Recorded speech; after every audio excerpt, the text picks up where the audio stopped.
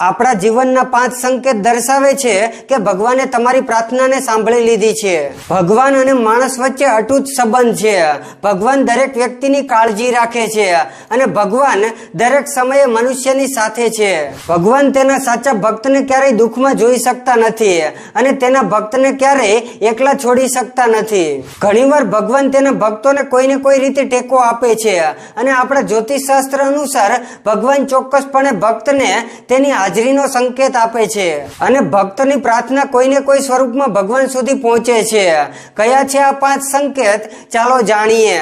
તે પહેલા કમેન્ટમાં તમે કયા ભગવાનની પૂજા કરો છો તે લખી દેજો અને હજુ સુધી અમારી ચેનલને ફોલો ન કરી હોય તો તેને ફોલો કરી લેજો। આપણા જ્યોતિષશાસ્ત્ર અનુસાર જ્યારે કોઈ પણ વ્યક્તિનું મન અચાનક ખૂબ જ શાંત થઈ જાય અને તેમાં સકારાત્મક ભાવનાઓનો પ્રવાહ આવે છે ત્યારે એવું માનવામાં આવે છે કે ભગવાન તે વ્યક્તિની પ્રાર્થના સાંભળે છે અને તેની નજીકમાં હોવાનો હાજરીનો સંકેત આપે છે। અને આપણા જ્યોતિષશાસ્ત્રના નિયમ અનુસાર જ્યારે કોઈ વ્યક્તિના સપનામાં વારંવાર મંદિર અથવા તો ભગવાનની મૂર્તિ જુએ છે ત્યારે એવું માનવામાં આવે છે કે ભગવાન તેની સાથે છે।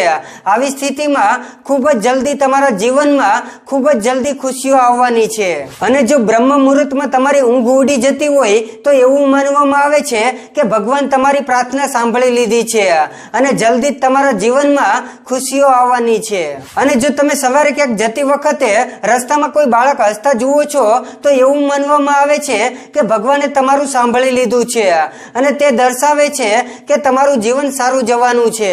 અને જો તમારા ઘરે દરરોજ ગાય આવે છે તો તે ખૂબ જ શુભ માનવામાં આવે છે।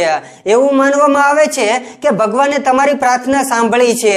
ટૂંક જ સમયમાં તમારા જીવનમાં કેટલાક સારા ફેરફાર થવાના છે। અને આવા જ આપણા સનાતન ધર્મ અને રાશિફળ વિશે જાણવા માંગતા હોય તો કમેન્ટમાં જય માતાજી લખી દેજો। જય માતાજી।